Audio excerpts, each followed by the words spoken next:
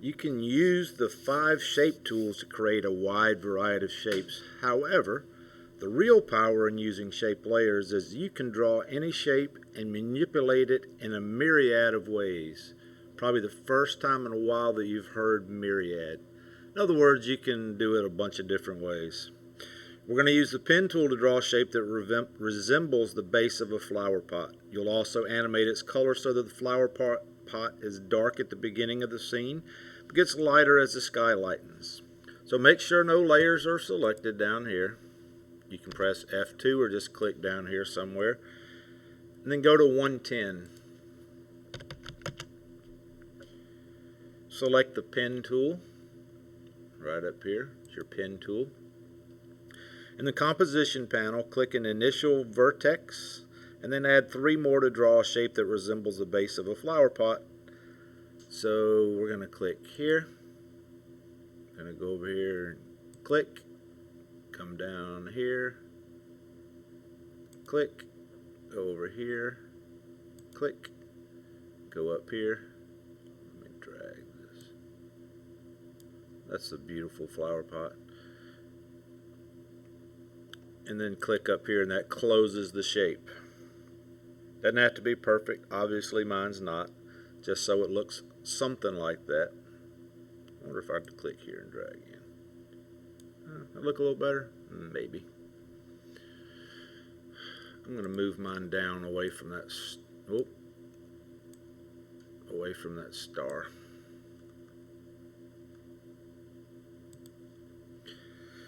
Alright, so let's now select shape layer 1. Press enter, and we're going to name it base of flower pot, and press enter.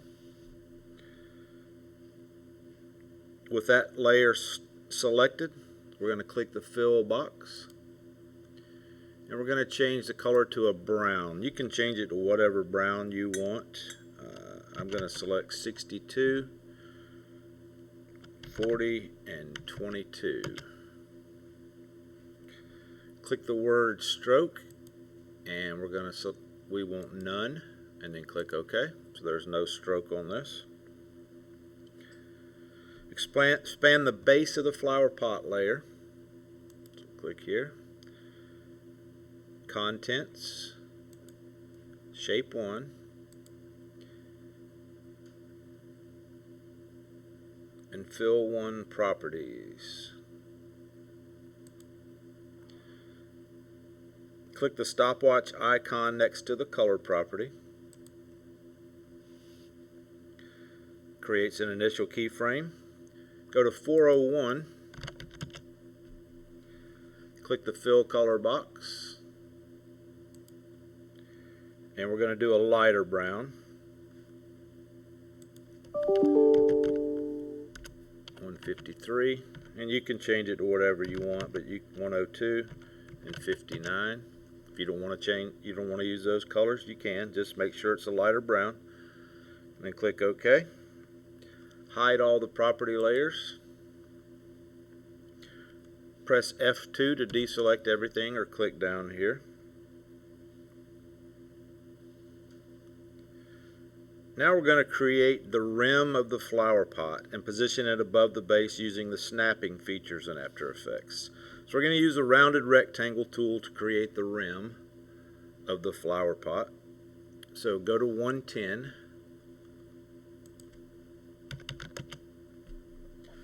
Select the rounded rectangle tool hidden behind the star tool, if your star tool is still selected. Rounded rectangle tool. And we're going to drag a shape a little wider than the top of the flower pot. Draw the shape a little bit above the base of the pot. So right about here. And I'm going to draw mine. Voila. Select shape layer 1. Press enter. And we're going to rename this rim of flower pot. Press enter. With the rim of the flower pot layer selected, expand contents, rectangle 1, and fill 1 properties. Click the eyedropper next to the color property right here. Then click the base of the flower pot. Now we know it's going to be a perfect match. It samples that color. Click the stopwatch icon to start an initial keyframe. Go to 401. Use the eyedropper tool again. Select the base. Hide all layers. Select F2 to deselect everything. Flower pot layers currently have no relationship to each other in the composition. We're going to use the snapping option in After Effects to quickly align the layers. When the snapping option is enabled, the layer feature that is closest to your pointer when you click becomes a snapping feature. As you drag the layer near the other layers, features on other layers are highlighted, showing you where the snapping feature would snap if you release the mouse button. So select the selection tool, and then over here we're going to click snapping if yours isn't already selected. Select the rim of the flower pot layer and the composition, that layer. When you select a layer in the composition panel, After Effects displays the layer handles and anchor point. You can use any of these points as a snapping feature for a layer. Click near the bottom of the rim and drag it near the upper edge of the base of the flower pot until it snaps into place.